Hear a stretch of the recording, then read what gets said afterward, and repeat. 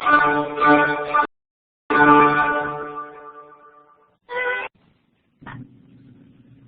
afternoon. Thank you for standing by, and welcome to the Section 5310 State DOT Perspective webinar.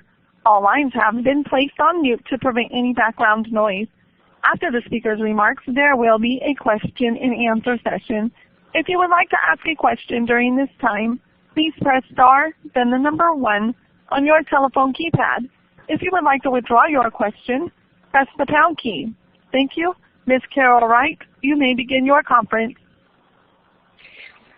Good afternoon, everyone. We are just excited to have you on with us today for our second Section 5310 conference. We are featuring in today's webinar the Texas Department of Transportation, and they are going to be talking to us about the state perspective as it applies to Section 5310 funding. I'm the co-director of the National Aging and Disability Transportation Center. I'm with Easter Seals, and my office is located in Washington, D.C. Today's event has been closed captioned, and if you want to access the closed captioning, click on the CC icon, the closed captioning icon, and then hit Control F8, and you'll be able to access closed captioning for today's webinar. This webinar is being recorded, and it will be archived on the NADTC website. That's www.nadtc.org, and that information will be provided for you later as well. The PowerPoint was emailed to all the registered participants, and it will also be available for download along with the archive. If you're connected by the phone and internet, again, just make sure that you mute your computer speakers as we go forward. Some of you were part of our first webinar, and to those of you, I apologize because I'm going to repeat some of the same information, but we want to make sure that everyone is aware of our new Technical Assistance Center. The National Aging and Disability Transportation Center is a partnership with the National Association of Area Agencies on Aging, and that's known as N4A, and Easter Seals, Inc. It built on the earlier work of 2 technical assistance centers that were previously funded by the Federal Transit Administration, the National Center on Senior Transportation, and Easter Seals Project Action. Our new center promotes the availability and accessibility of transportation options, and we particularly focus on the needs of older adults, people with disabilities, and caregivers. One of our special focus areas that FTA has asked us to concentrate our efforts on are the Section 5310 formula grant funds, and therefore we've been set up for a 5310 online course that many of you are aware of, and these webinars, which are a part of the course but are also open to the general public. The main goals of the National Aging and Disability Transportation Center are to really promote the use of accessible public transportation, and that's to get you anywhere you need to go. And we all know that that means work, to medical appointments, to school, for social activities, and then just to make sure that people have the ability to live independent lives. It's also to increase the effectiveness, the efficiency, and the quality of coordinated human service transportation. We want to make sure that our public transit providers and our human service transportation providers are working together in a coordinated way. We also want to ensure that transportation planning is done in conjunction with broader planning activities, whether that's at the city level, the county level, the MPO level, on the state level. And Texas was chosen for this webinar because one of the things that they have done exceptionally well is to make sure that they have a coordinated planning effort. We also want to make sure that we highlight and assist in developing promising practices that solve transportation challenges that are out there. And as part of today's webinar, TxDOT is going to do a really good job of giving you examples of what people are doing with their current Section 5310 funding and give you ideas for things that you can replicate in your own home areas. So who's the target audience for NADTC? Well, we provide technical assistance primarily to transportation professionals, and it might be human service providers or public transportation, to the area agencies on aging, people with disabilities, older adults, veterans, caregivers of people who have disabilities or who are older individuals, communities, individuals with limited resources, state DOTs, MPOs, and other governmental organizations. And the way we do that is through many different types of communications and outreach. Social media, of course, has become the way that many people communicate, so we have a brand new website that we'd like to have you visit as often as possible. We keep it updated on a very regular basis, so you'll see it changing weekly. We have blogs that are posted to our website on real current and timely topics. We have a Facebook page. We have a YouTube channel, and we have a number of videos that have recently been posted there. We have a Twitter account, and we have posts to it on a regular basis. We do email updates that we call e-blasts, and we also have e-alerts that come out with monthly information. We do a yearly trends report that says what's happening in the field of accessible transportation, and our focus this year has particularly centered on technology, and so we have a number of blog posts that are coming out. We will have a white paper, and we'll be providing you with lots of resources on technology and how it applies to accessible transportation. Most of all, we provide person-centered technical assistance, and what that means is that you're going to get to talk to a real person. When you call our referral number, it's 866-983-3222, and you will get a brief recording that tries to direct your call, and it says if you want information that has to do with older adults, you're going to press one button. If you're just looking for a ride, we're going to make sure that we get you over to the Elder Care Locator, which will get you a ride in your local community. Or if you want to know something about the Americans with Disabilities Act, you press another button. The minute you've done that, however, you are going to talk to a live individual who can help you solve your problem or provide resources for you to answer whatever questions you might have. We also have an information clearinghouse, which includes our past documents from Easter Seals Project Action and the National Center on Senior Transportation. We've got new online publications. We do trainings like these webinars, the online course for Section 5310 that is starting now. And by the way, you can still register. That will go on. Registration will be open until July 15th. And we do in-person events where we present at local, regional, and national conferences. We have coordination and partnerships by involving stakeholder committees to look at our materials and to help us. Right now we're going to be sending out an email and also posting a survey on our website to get ideas of what people would like for our Year 2 Statement of Work activities. What do you want us to be focusing on? What are your needs and what should we be doing? We have open dialogues and we do forums.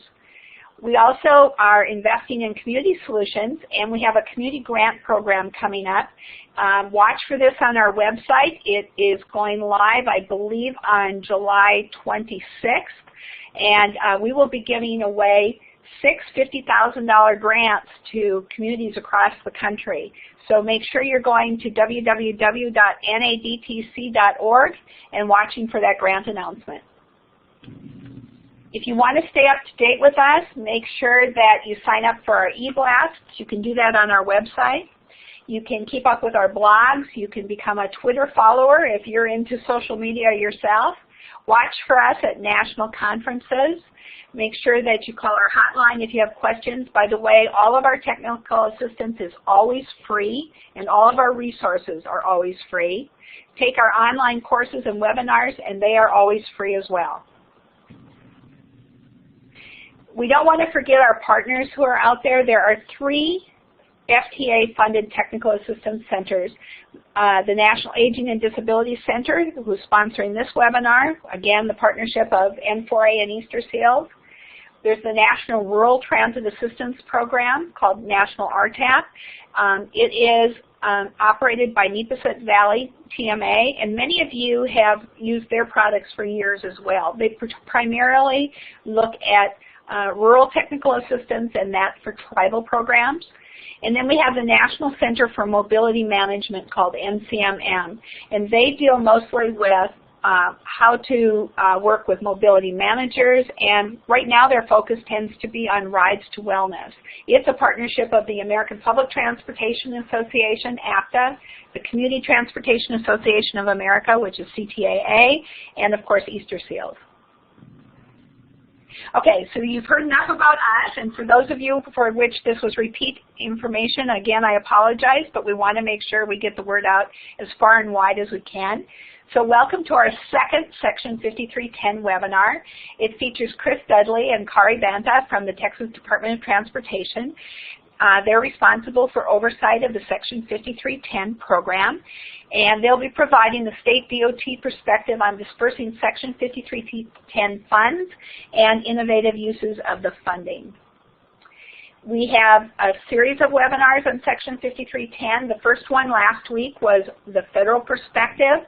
The second one today is on that state perspective, and we'll have a third one that will be scheduled probably for August. The date is yet to be determined, and it will be filled with examples of additional successful innovative uses of Section 5310 funds that can be replicated.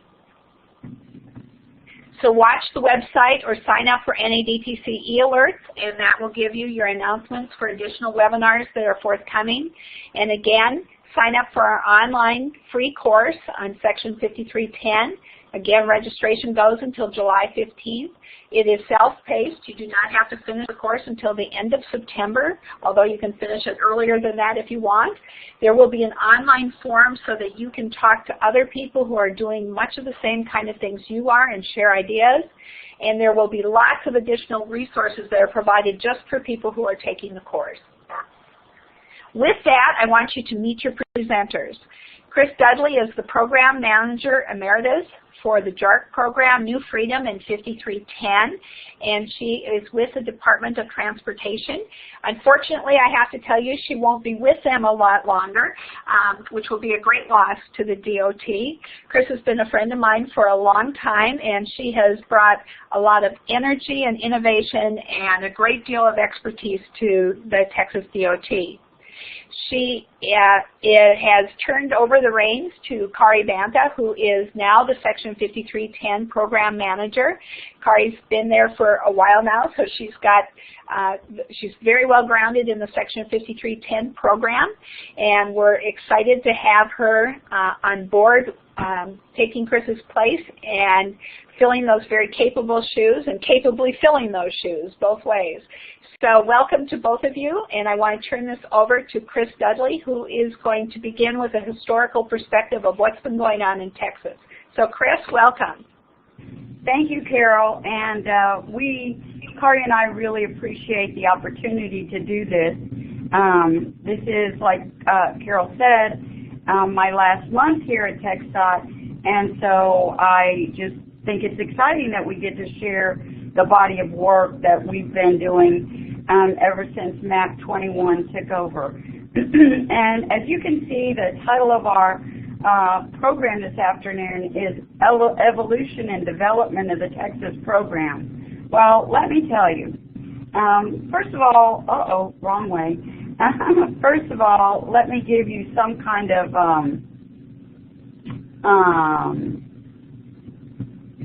perspective on Texas in general. In Texas, of course, we have 254 counties statewide, which is like crazy. And in 2015, Texas provided 434,178 unlinked 5310 passenger trips using a network of over 40 providers.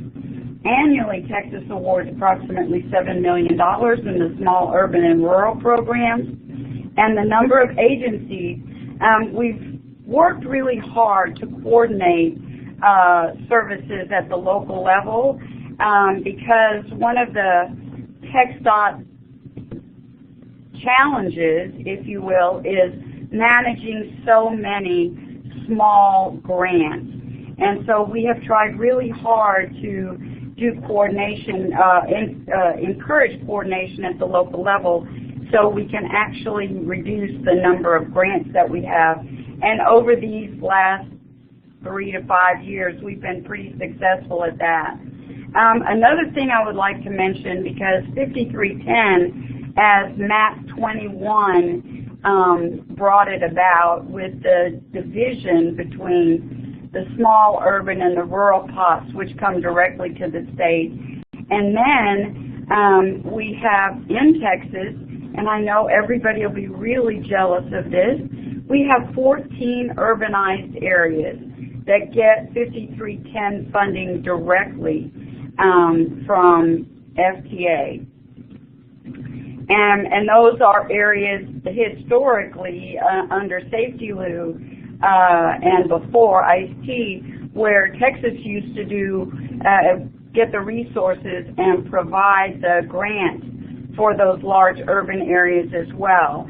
And we're not going to talk about that a lot, but I just kind of wanted everybody to understand that almost half of the dollars that used to come to the DOT for the 5310 program now are being shared with our partners in the large urban areas. And it's been really an interesting transition, but we've done really well partnering with those larger urban areas to actually benefit the rural areas. So it's been a challenge, but we've been able to manage it. Before MAP 21, as I said earlier, one of Texas's challenges historically in the 5310 program was managing many small grants. And when 53 first came into being, Texas used to just ask local areas who needed buses. So there were lots and lots of small grants to agencies for buses, and that was that. And so in order to try to get a handle on all those contracts, Texas put into their rule, as you can see on the slide there,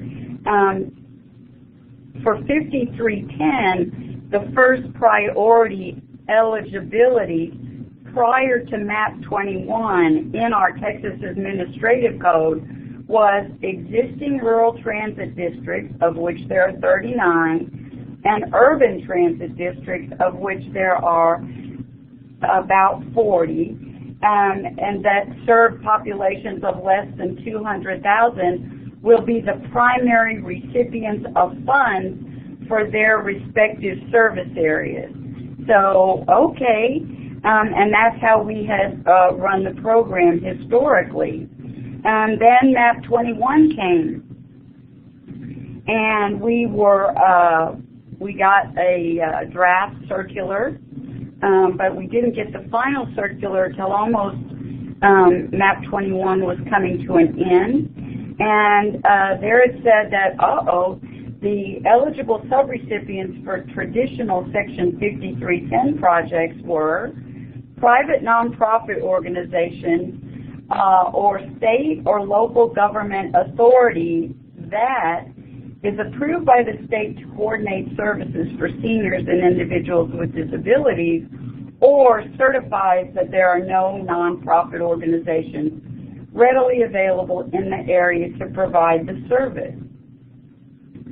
So we had to do a very delicate transition.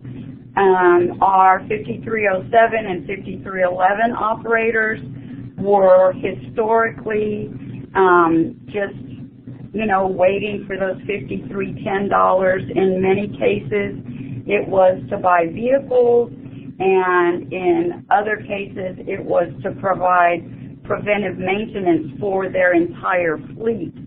So the paradigm really shifted with MAP 21 when not only did you have the large urban areas that laid claim to half the money the state used to get, which is not a bad thing, but it just is how it happened. And then the primary recipients, or the eligible recipients, were the private nonprofits or these government or state entities approved by the state to coordinate services for seniors and individuals with disabilities.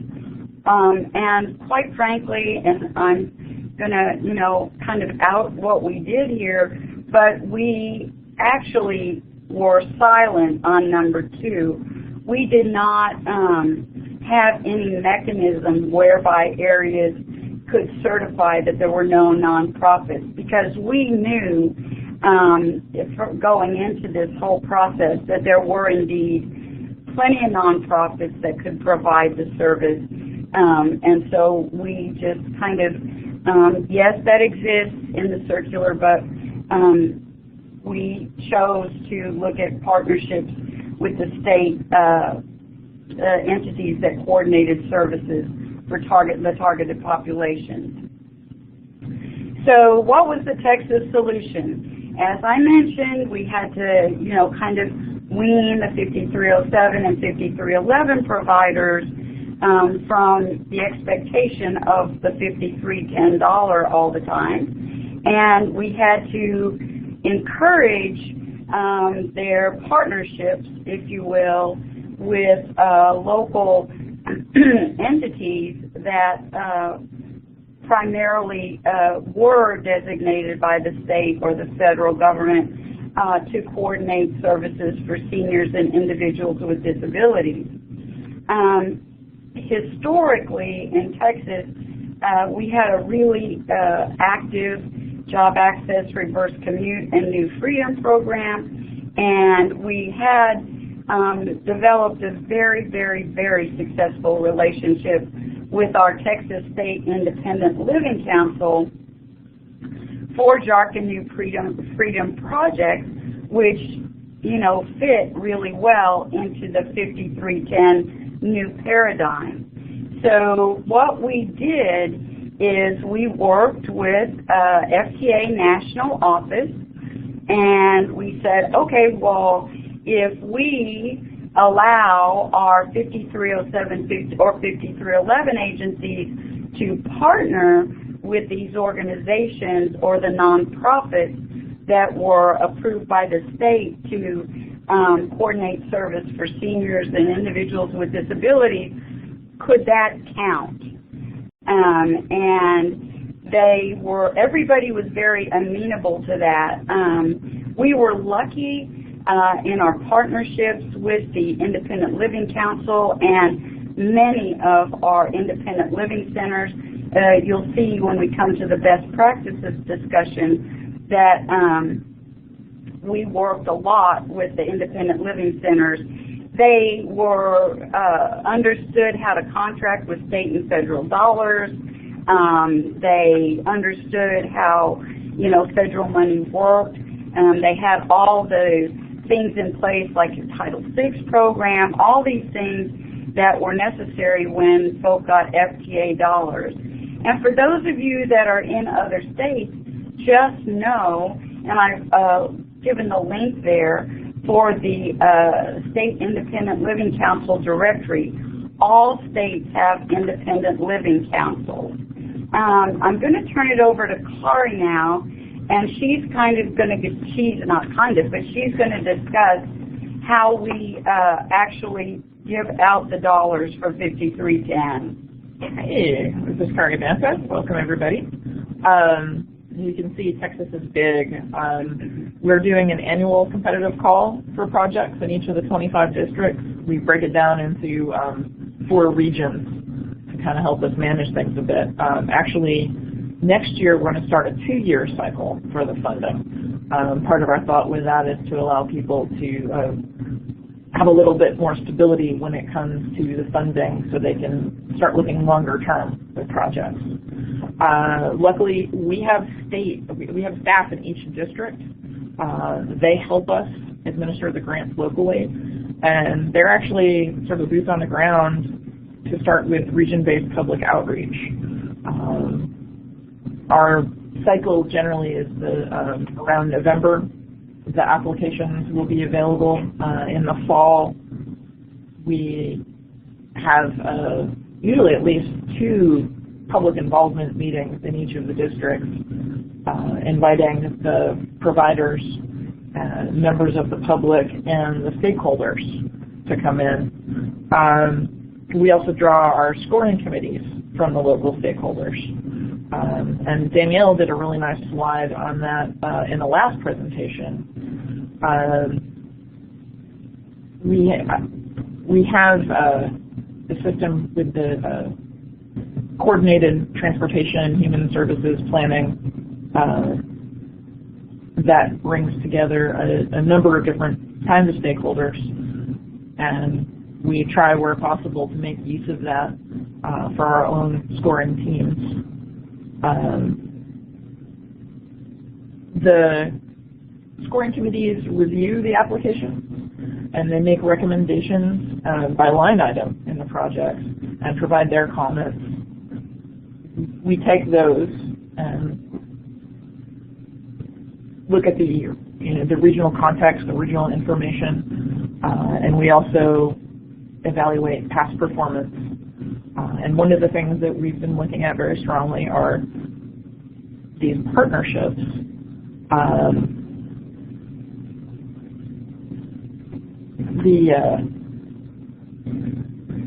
We get a sense of what's actually going on the ground from our local staff, from the scoring committees, and from the public involvement. We tend to get a pretty accurate picture of what's going on over the course of the prior year, and with the super circular, that is entering into being an even larger factor, the whole issue of prior performance. So far, we've been really fortunate. Generally, when there are partnerships in place, the number of rides has gone up. The dollar amount requested to provide more service has been going up. We've also seen in some cases where there was just one partner, a couple of partners together before, that they've expanded. And as we mentioned with the partnerships, the number of recipients, the number of awards that we're making has gone down because some of the smaller agencies who were really feeling the burden of managing this kind of a contract, they're now under the umbrella of an agency with more capacity. So that's been really exciting.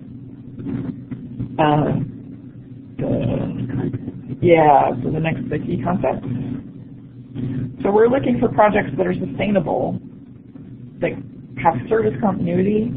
We've got efficient use of resources. We're very limited in our resources. There's what's already on the ground, and then the limited amount of funding that we get each year. So we're trying to maximize that. To be the only public transportation option for the proposed service area. This is a tricky one because it doesn't mean that this is the only project that has wheels on the ground. We're looking at not duplicating service. So, for example, if you're proposing a service that has a 24-hour response time, 24-hour Rebecca Head, and the only existing service is a 72-hour call ahead, then the 24 hours is a different service. So that's a different option. And that's been really great to be able to implement that in some areas where we can have that faster response time, or later hours, or expanded weekend hours, that kind of thing. In line with these, it's leveraging existing resources, which is all of what partnerships are about, and then promoting innovation. We've been really fortunate to see a lot of that. So our program focus, sort of as an overview, we look to preserve existing service and to provide more rides. And that drives our focus to be purchase of service, mobility management. Part of mobility management is travel training, but I really wanted to focus on that as its own thing. And the use of technology. Lots of other programs, they also, in other states, there's vehicles, preventative maintenance, and operations, which are critical for a program, but when it really comes to giving people rides, we're trying to prioritize how we can best make that happen. So some of the innovative ways we've got of coordinating service is a purchase of service. which is a capital expense. It's got its own little fancy ALI code. And this is agencies who don't have their own fleets can access whatever service is available in the area. So they can make contracts. I mean, it just depends on what the recipient agency, the one getting our grants, it just depends on who they can manage to contract with in the local area. We've got examples of all kinds of services, including the local taxi company, which means that the different accessible vehicles that are on the road are, you know, a little graphic as this vehicle has not, well, now the vehicles do. It's just a lot more options, which is great for us because otherwise a lot of these vehicles that we've awarded in previous years, they just sit there and they're not getting miles on them and they're not getting ridership. Our next focus, mobility management, is amazing. Amazing. The way we look at it is more to focus on providing rides, making connections, referrals, coordinating rides, the travel training aspect. There has been a tendency for some of the mobility management funding to go toward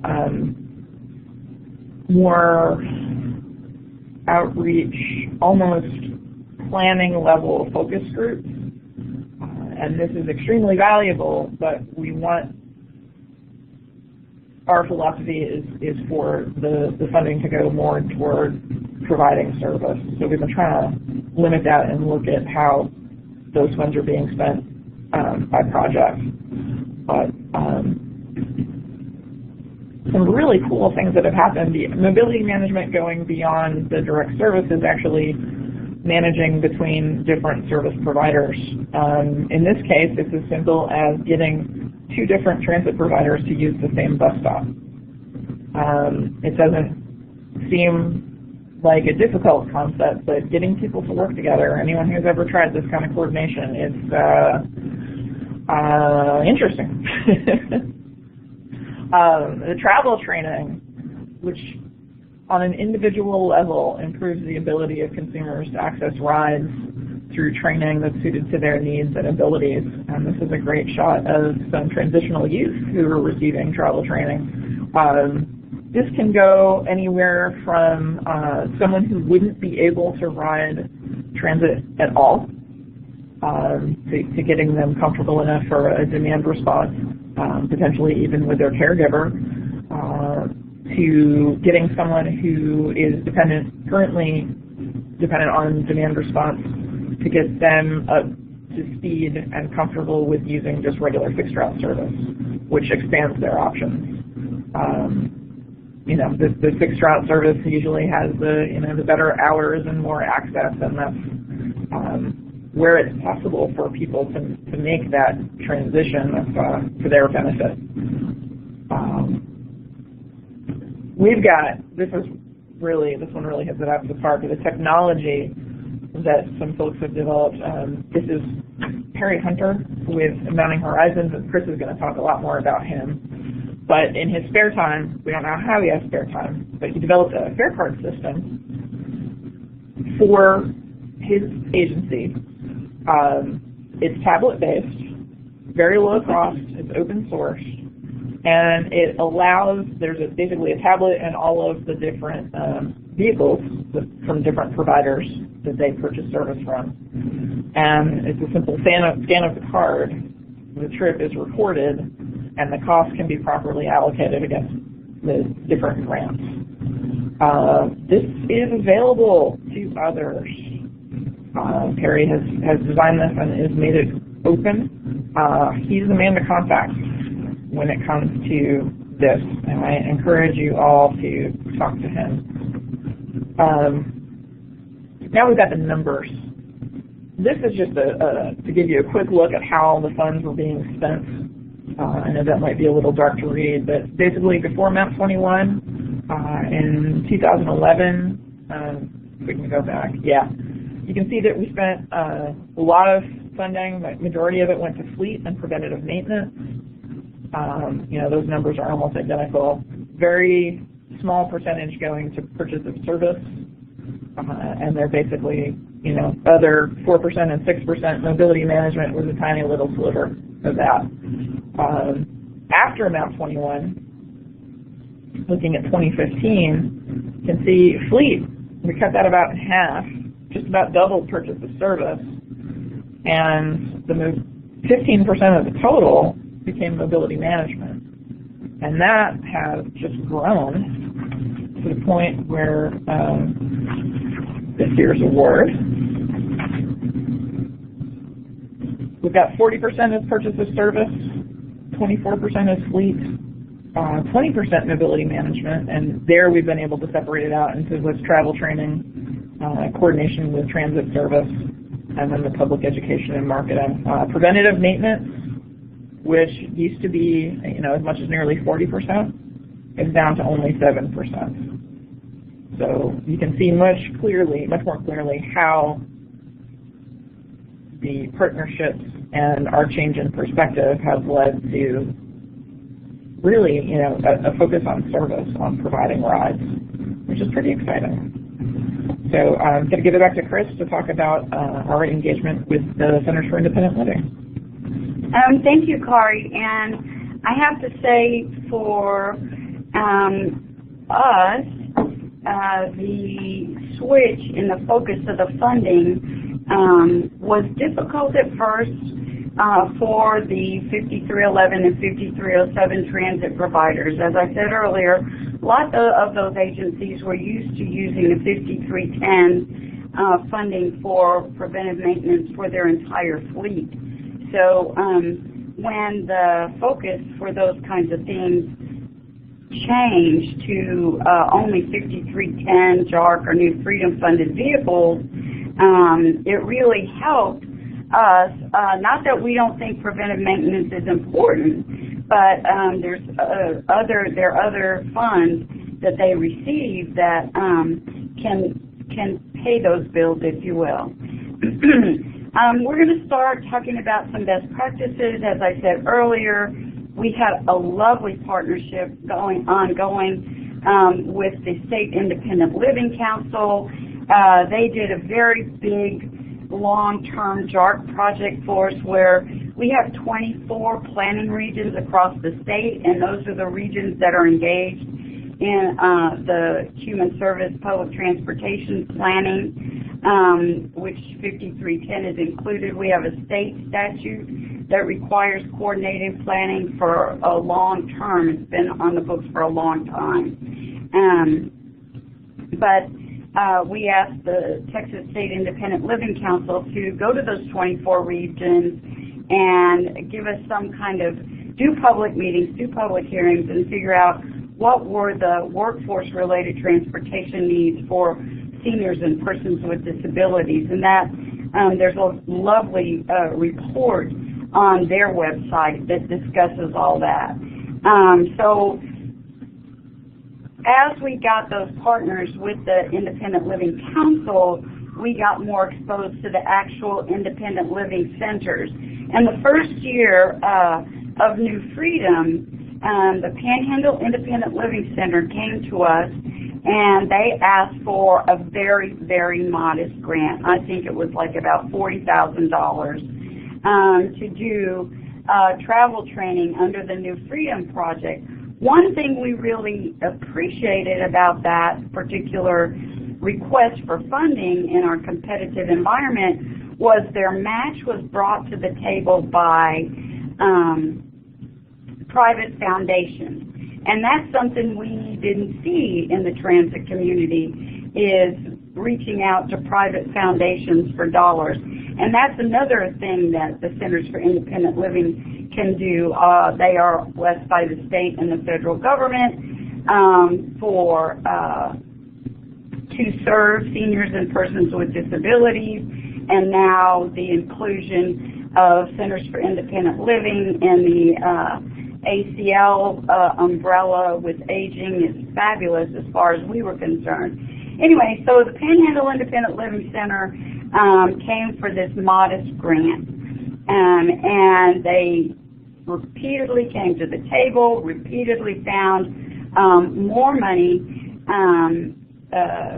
private foundation money for match. And then when they hit 5310, this was right up their alley because there was a whole quadrant of Amarillo that wasn't being served by the Amarillo City Urban Transit.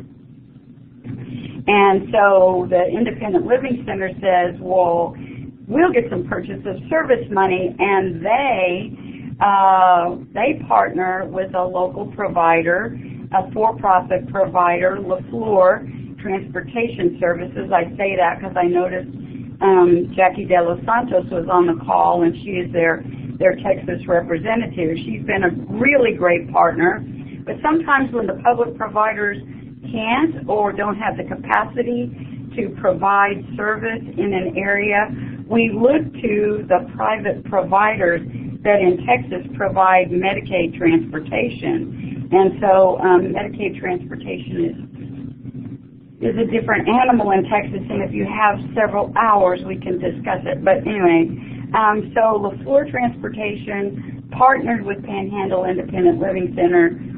They got 5310 purchase of service, and they still maintain their travel training program with mobility management. And that is a photograph of the travel trainer actually training somebody to use the fixed route service. The Coastal Bend Center for Independent Living, another groundbreaking agency with us, they decided to do a mobility options program. They have a large urban provider in Corpus Christi, several several rural providers on the outskirts of Corpus Christi, but there were still holes in that service. So the director at the time, Judy Tells, came forward and asked for some job access reverse commute funding to do a mobility management project.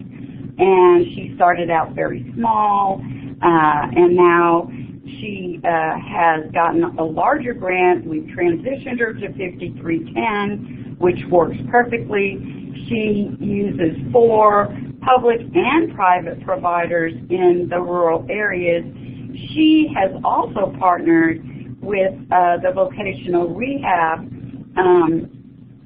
agency here in Texas, and vocational rehab provides a lot of match funding for many of her rides. So she uses vocational rehabilitation dollars to match the $5310, which is a win-win for everybody. And while we've got Coastal Bend Center for Independent Living up there, they recently, like in the last month, were awarded a grant from TxDOT for 5304 planning dollars for a demonstration project to partner with an organization out of Nebraska that has developed an app kind of like Lyft or Uber, and they're going to do a demonstration project down in the Coastal Bend. So hopefully you'll be hearing about that. That'll all start September 1st. And before, I got to say, Judy was one of the groundbreakers because she went all the way to Washington, Rehabilitative Services Administration, when it used to be under the Department of Education, and pounded down that barrier that says, yes, we can use RSA dollars for match. So that was another breakthrough to be able to use the Federal Rehabilitative Services Administration dollars for match, which was really exciting because then you kind of like doubled the amount of services available. As Kari mentioned, Mounting Horizons, they started a small mobility management program using JARC and New Freedom. What they discovered is they used the New Freedom for travel training. What they discovered is the need in Galveston County is huge for seniors and persons with disabilities. So they continue their mobility management program, but that now has morphed into a direct service provider. So not only does Kari on his off time develop wonderful technology, it's so great, this technology program that he developed. it was so reasonable. We paid for it with $53.10, and it was very, very low cost.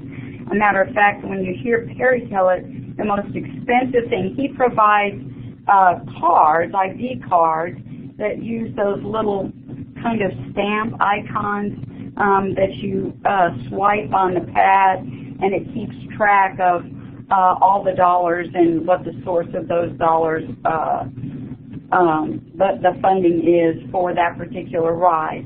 He continues to purchase service from area transit providers because, as Kari indicated, we do not like to duplicate service. So like on Galveston Island, we have a provider that does trips primarily on Galveston Island, and so Kari purchases service from that provider, does travel training for that provider, so folks that were using the paratransit service can now use the fixed route on Galveston Island. But if you need to come off Galveston Island, Kari can help you with that trip, and you're a member of the targeted service population. He also does an amazing job with transitional youth, which is extremely exciting.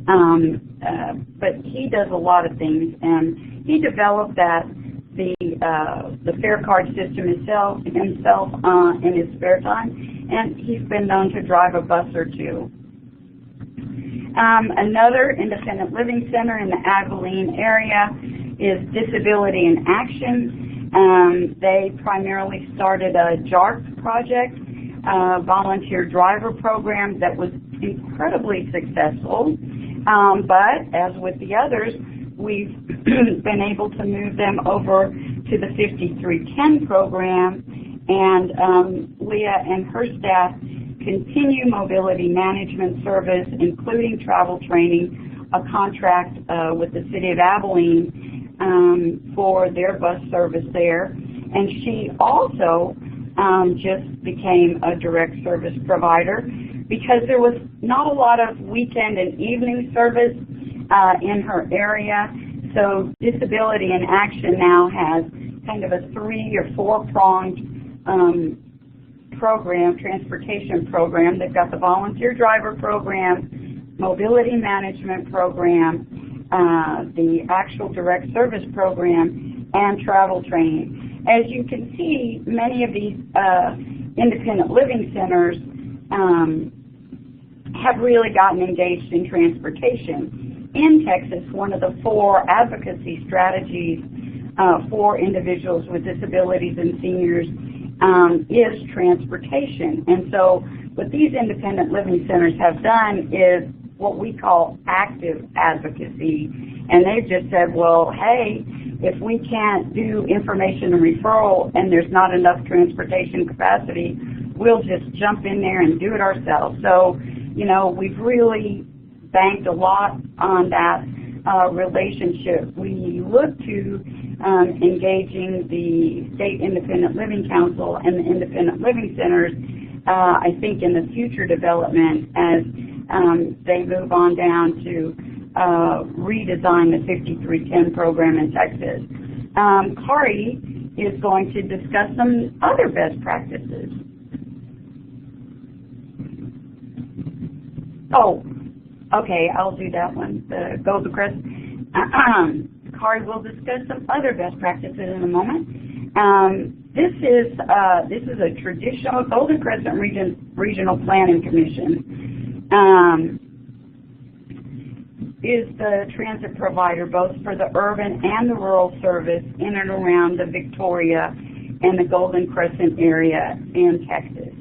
And they were doing a lovely job of providing 5311 and 5307 service, but Lisa, the director, decided she wanted to do more work with the 5310 population. And so when we were advocating partnerships with those organizations that were blessed by the state or by the federal government to serve seniors and persons with disabilities, we were talking about the ADRCs, Adult Disability Resource Centers. And Lisa said, well, if I have to, find a partner to continue to provide 5310 services, well, I'm just going to do that. Oh, guess what? Because she's on in a council of governments, well, the aging office was right down the hall, and the Adult Disability Resource Center was right there. And so she worked with the folks in that particular office, and they cooked up this Choose My Ride program, which provides services which are above and beyond the fixed route daily, evening, and weekend service. And it's more than traditional paratransit.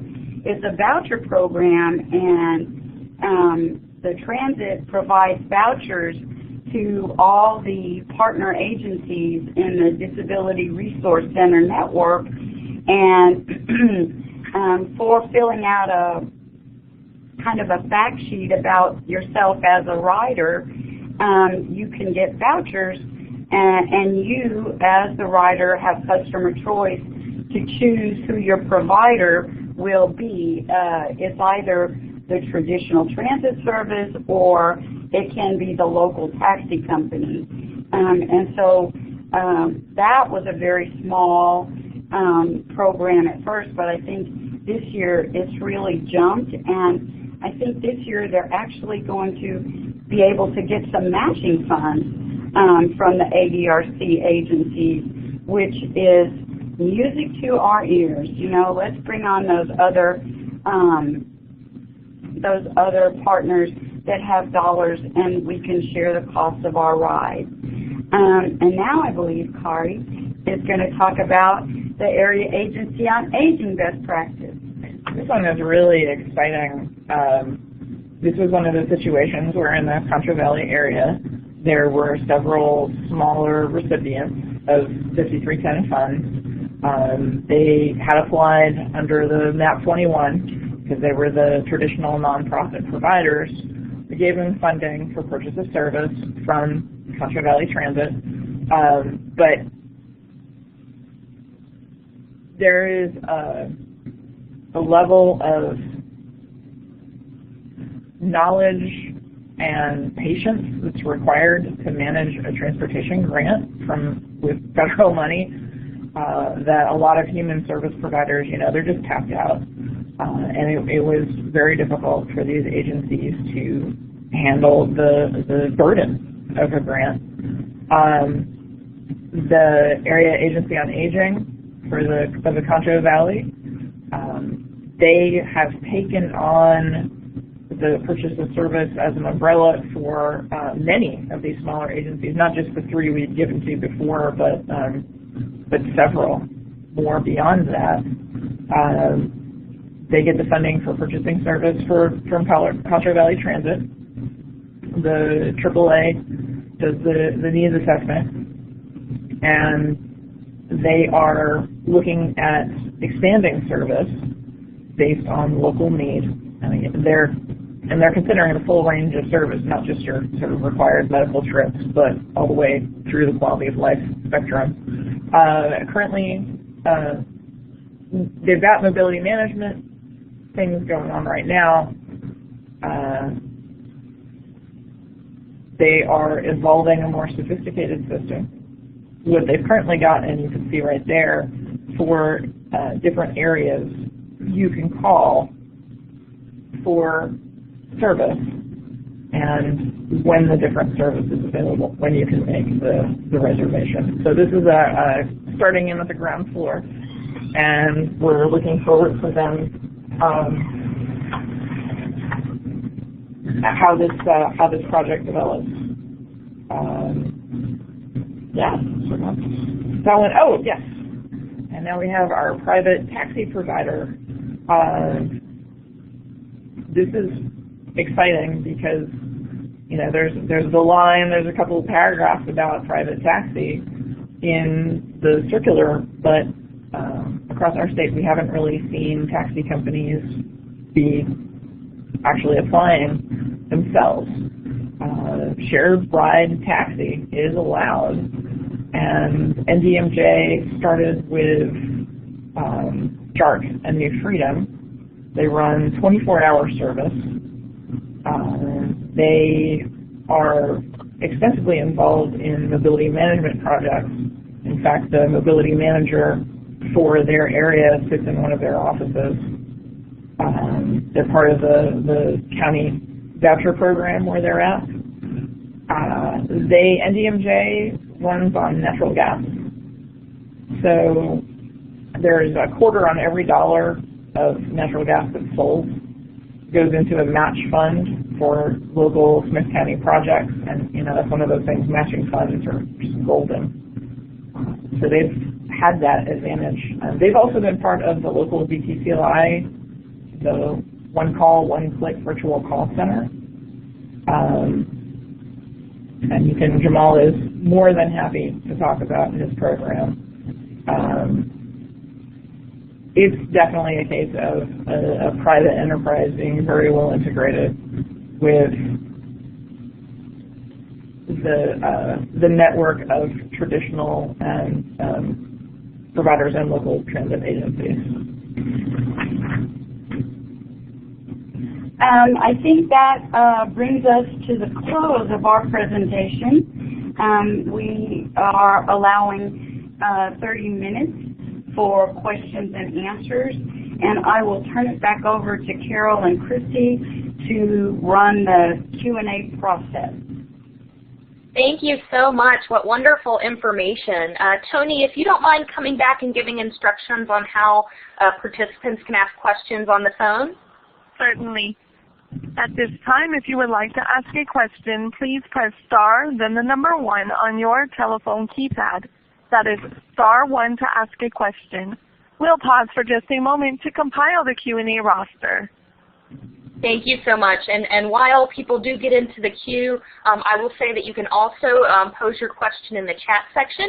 And while we're waiting on some people to get into the phone queue to ask their question, we did already receive 2 questions in the chat section that we'll present to your presenters now. So the first question, earlier you were talking about a scoring committee for your projects, and one of the participants asked who serves on that scoring committee.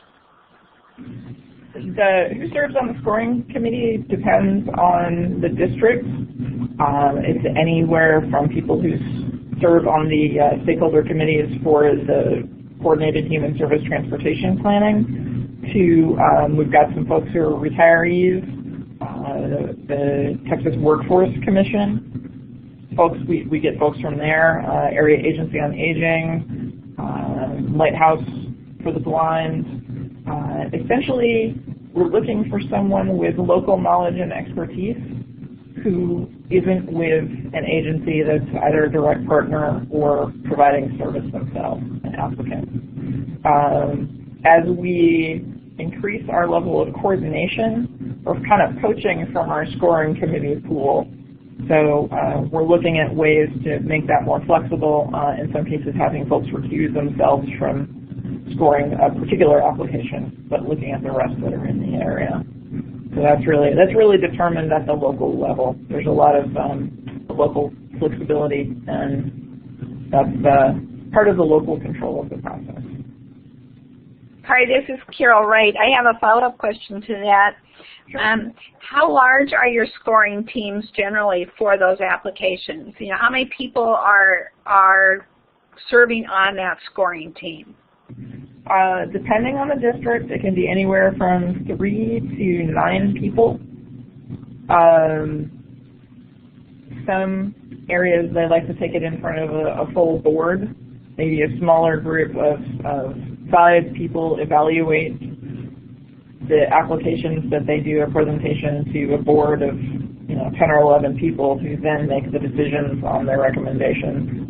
In areas where we've only got 3 people, we're trying to get more, trying to make this as inclusive a process and trying to get people to participate. But I will say that that's probably our Achilles heel right now. It's a lot of work. Unless people can get approval from their supervisors or whatever, it can be difficult to have folks who are working be able to spare the time during the day. And retirees are fantastic. We've got a lot of people who, they've got the volunteer time and the interest, and this is something critical for them. So that's made it a big deal. But yeah, it varies a lot by region. This is Carol again.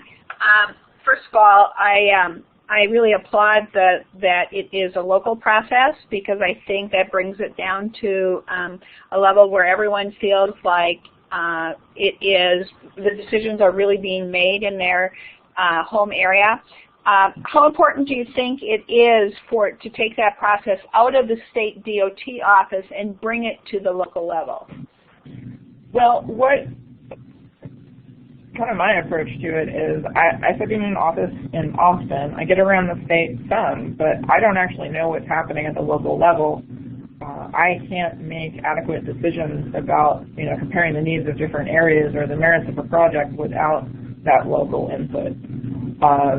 We look, the 5310 projects have to be derived from the transportation plan, so we look at that as a source of input, the long-range plan, but also the meetings from our public involvement and the scoring committees.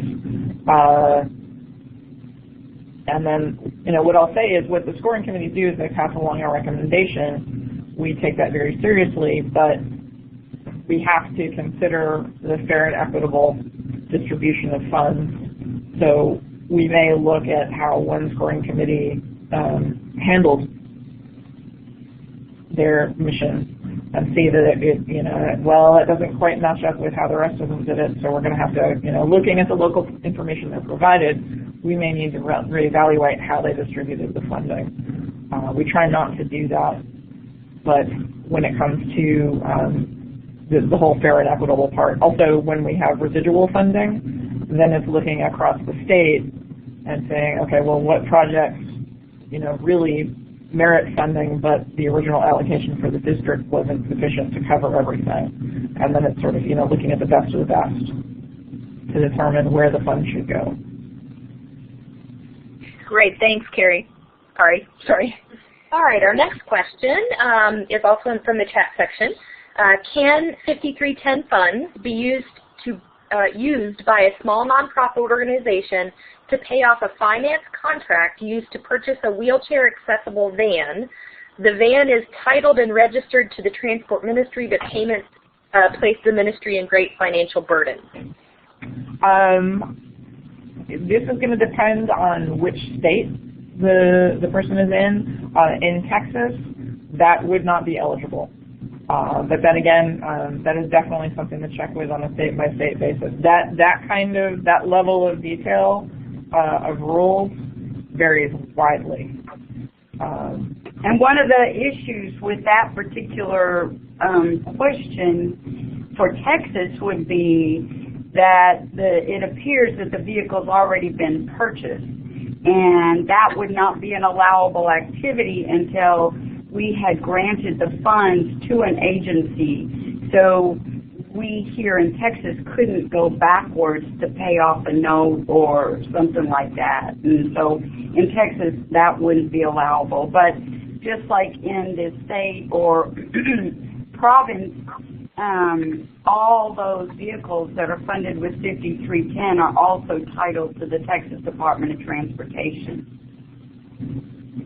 Okay, great. Thank you for that clarification.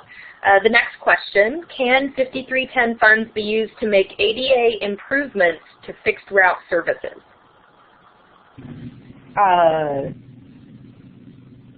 Yes and no. That's a very broad question, and the response is fairly specific. I don't know exactly what they're talking about with improvements, but if it's, for example, actually beyond the ADA, so beyond the 3/4 of a mile limit or other improvements of that kind, there is actually a part of 5310 called above and beyond ADA, and those funds are at a 50% matching. For actual improvements to ADA service, They could do curb cuts. Yeah. You know, the construction stuff that was allowable under New Freedom, but that wouldn't necessarily be just for the benefit of the fixed route. Yes, and it is allowable to purchase paratransit vehicles with 5310 funds. But as Kari mentioned, the question is rather broad. So, you know, if it were to some of the things we have funded historically with New Freedom that would be eligible under 5310 could be enunciators. It could be those talking signs that, you know, let people know or beep when, you know, the light's changing, et cetera, et cetera. Yeah, we funded, I think last year we funded boarding chairs. Mm-hmm. So when the folks, their mobility devices are too wide, they use that, like airplanes, they use them as a narrower chair to kind of help people get into the vehicle. So enhancements like that we can do. That's a question if you are in Texas, whoever you ask, and if you'd like to get in touch with us, we can give you more details on what you're specifically providing. But if you're somewhere else, then you need to contact your local person. Great. All right, the next question, with regards to purchasing services under 5310, how are you guys logistically set up between the subrecipient and the transportation provider to ensure FTA compliance? We have an entire compliance department, which sounds really fancy, but we've got 2 people committed full-time to compliance before anyone can receive a grant from us. They have to sign a master grant agreement, in addition, which is, I don't know how long it is now, but that covers all 5 years. Yeah, for a 5-year term. And it covers everything from Title VI to drug and alcohol to DBE, disadvantaged business enterprise. The full range, plus there are the terms that are in the project grant agreement, which is what we call our contracts or our grants. They are monitored on a quarterly basis by our regional staff. There is schedules for review, annual audits, all of these things. We're real watchdogs. We had some issues early on with the purchase of service because it appeared on the surface that organizations were purchasing service from a transit provider. But then if you kind of drill down, it was actually the transit provider that was purchasing service from themselves. So that will not work. That's called operating. Yeah, and you know, that was good. They were getting an 80-20 match for purchase of service, however. But we are very cognizant now of when we issue the purchase of service, and that has to be a part of their application, that the nonprofit organization will actually be the individual that's purchasing service from a transit provider. In the example of the Centers for Independent Living, those are all nonprofit providers. But those agencies that are actually providing service, like for instance, the Mounting Horizons example, he purchases service from the island transit provider, which is the 5311 provider on the island. He cannot purchase service from himself. So when he gets his budget from us, he has operating funds under 5310 that he uses to operate the buses that he runs. And then he also gets some purchase of service funds to cover those token passes, etc., that he purchases from Island Transit or Gulf Coast Center or Connect Transit, the other provider in his area. So is it a bit of a challenge to monitor all that? You bet. But like as Kari said, we, based on numbers of audits that we've had, we monitor our providers diligently, and if somebody smells a rat, we catch it pretty quickly with those quarterly monitorings. And depending on the level of the contracting amount, there's other levels of scrutiny. So primarily our local staff spend a great deal of time monitoring so we can make sure that all those relationships are above board. As far as FTA, we just underwent a state management review, I don't know, a month or so ago, and they only had one question on our 5310 program. Kari breathed in, breathed out. They were perfectly satisfied, and so 5310 passed muster in Texas. So, yay! Congratulations! That's a real coup on your part. I got to tell you, especially with all the variety of stuff that we Exactly. Well, there's a reason we picked you as our star example. Oh, thank you. Fantastic. Thank you. Thank you. We do have another question. It is, could you give some additional detail on the type of programs or services that fall under the 11.71.13 project? The purchase of service. Yeah, that would be, trying to think of a good way to describe it, any kind of contracted service, providing rides. That's not, it can go toward individual bus fares, but it's not bus passes. Taxi fare. We see a lot of vouchers with purchase of service, like in the example of the Golden Crescent, the Aging Disability Resource Center provides vouchers to their partner agencies, and then the vouchers go in turn to the transit provider.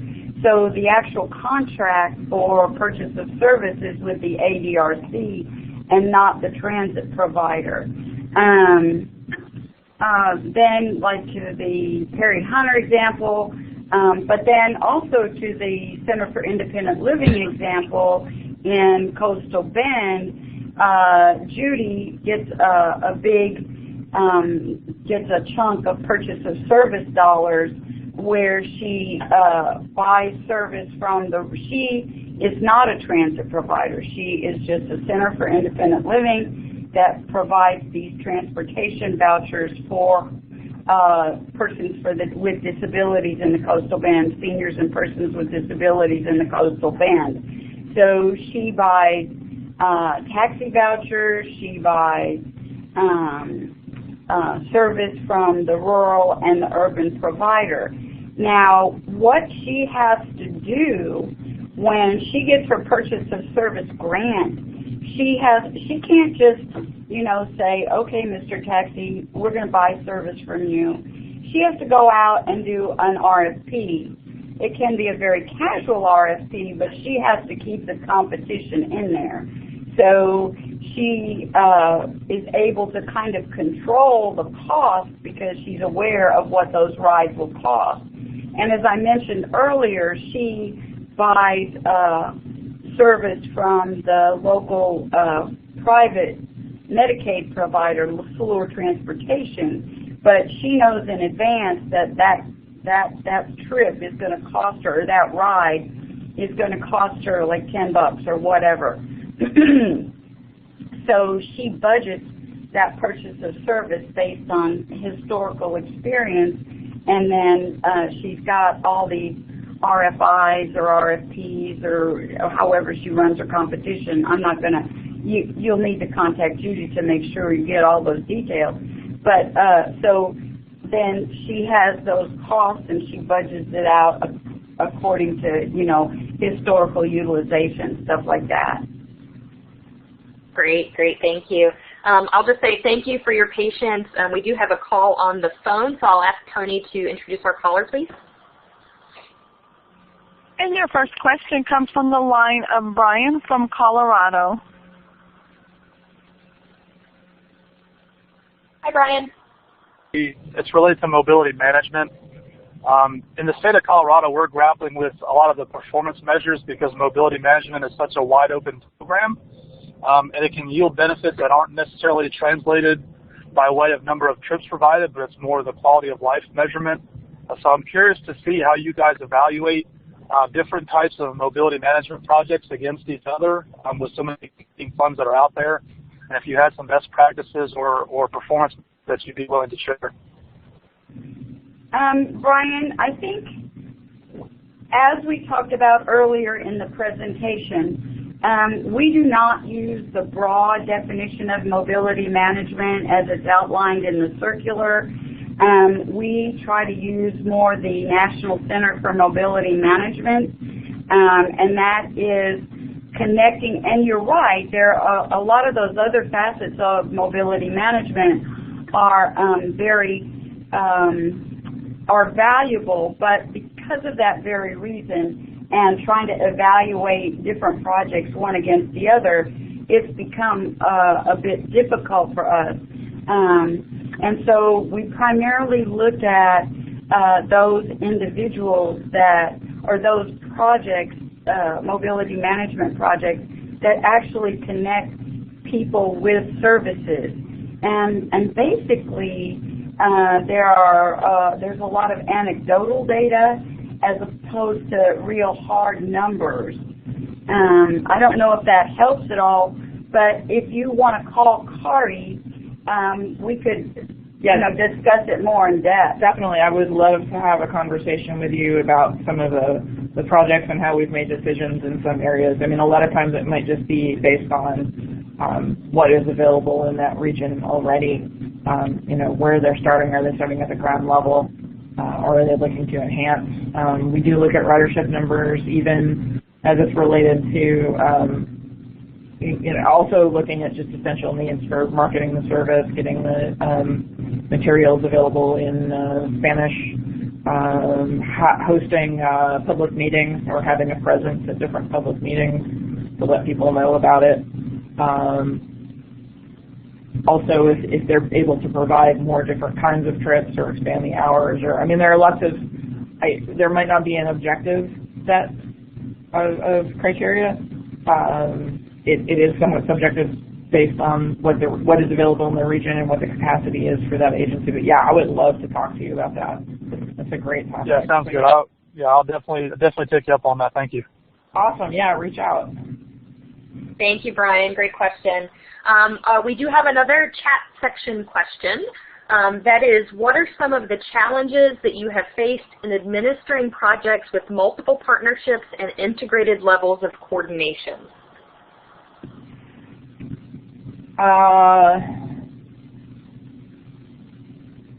We've had some. There have been a couple of partnerships that haven't really gotten off the ground. In a lot of cases, what we're looking for more now are situations where there is already a commitment in place. We actually require a letter of commitment or a copy of the memorandum of understanding, or however that's set up, and also to have negotiated whatever rates are involved, or the financial aspects of things before we go into contract. A lot of times, what we've found is that there was a lot of kind of upset about needing partnerships from the existing agencies, the local transit agencies. But when we talked to them, we found that they were already doing it. They just didn't have it documented. The situation of the county being the transit provider and the area agency on aging is just down the hall. Just sort of making that introduction, that's easy enough for them to sustain. But even in that example that Kari stated, we're pretty much now looking at, because we kind of, as she indicated early on, we kind of got the wool pulled over our eyes, is a polite way to say it, I guess. And so now we look pretty carefully at the documentation. and we do require letters of commitment, or they don't necessarily have to be memorandums of understanding, but they have to have something pretty solid in place in their application for us to be able to, and we do drill down. Yeah, and we'll follow up with conversations. I mean, a lot of times it's, again, the capacity of different organizations to fill out the application. If something isn't clear, but it otherwise looks like a good project, we'll have a conference call and find out. So, what exactly is involved? What all are you doing? And, your question is, what are some of the challenges? Well, that, again, is another conversation. So please reach out and talk to Kari. She has lots of them. Yeah, and it's definitely a broader topic than what we can cover in the time that we've got, but I would love to talk about it. If you want to listen to me, some of my headaches, I'm down. Great. All right. I think this might be our last question, unless one comes in the interim. But the last question, could one nonprofit purchase service from another nonprofit that services an area they don't travel to, but their customers need to be able to travel to? Sure. That's fantastic. That's exactly the kind of thing that we're looking to do. And that's the case. I know there's a couple of examples where the providers take turns who run service on which days, who run service later on which days, to kind of coordinate and maximize what they can do within the limits of what they have available. So yeah, that's great. I'm saying that from the Texas perspective. I don't know how that would be handled in another state, but yeah, it's a great idea. All right. Thank you very much. I'll turn it back over to Carol now to finish this out. Well, I want to first thank our guest speakers. Kris and Kari, you did just a wonderful job, and you did a great job of not only giving us some good examples of things that are working in Texas, but also talking about some of the challenges so that people understand that none of this is easy. But that you were willing to take on those challenges in order to make sure that, the right amount of services are out there for the people who really need it, and that it is all about service, not necessarily just about purchasing the bus or fixing the bus, which of course we know is important, but are we really getting services out to the people who need to have the services? And so thank you so much for sharing your perspective. I know we had other state DOTs on the line today, and I know that we had other recipients of Section 5310 funds. They're just looking for some ideas of what they can do that is different and innovative to really bring service to the people, because I think we know that people who are doing this work are really committed to the reasons behind they do it. To just take on some business for everyone here, make sure that you will be receiving a link to an evaluation from SurveyMonkey. So if you would please take time to fill out an evaluation of today's webinar. Your comments really help us improve our presentations. They will share them with our speakers. It lets them know that what is successful in terms of their presentations today, but it tells us the kinds of things you like, how you like to get them, and helps us move forward with our efforts. So please participate in that survey. Please sign up for additional Section 5310 webinars at our website, www.NADTC.org. If you're interested in checking out our online Section 5310 course, it's called Filling Gaps in Mobility for Older Adults and People with Disabilities. Again, go to our website, and you can still sign up for that course through July 15th. Really, the assignments are not overbearing, and they are all based on what's going on in your community, so that any work that you do really applies to what's going on right there in your own area. It isn't doing work that won't pertain to what you do each and every day. For contact information, you'll see the last slide. It gives my name and my co-director Virginia Dye's name. It gives both our telephone numbers, our email address, and again the website address. So please make sure that you contact us if you have questions about this webinar, any other Section 5310 information that you would like to get, or questions on anything regarding services and accessible transportation for people with disabilities and older adults. NADTC wants to be your one-stop shop for people with disabilities and older adults regarding accessible transportation. Again, thank you, Tony, for being such a great operator for us today. Thank you to Christy McLaughlin, who made sure that everything worked properly for us today. And she does all the behind-the-scenes efforts to make sure these webinars go forward. Thank you again, Kris and Kari. You did a wonderful job. Thanks to TxDOT for allowing you to do this for us today.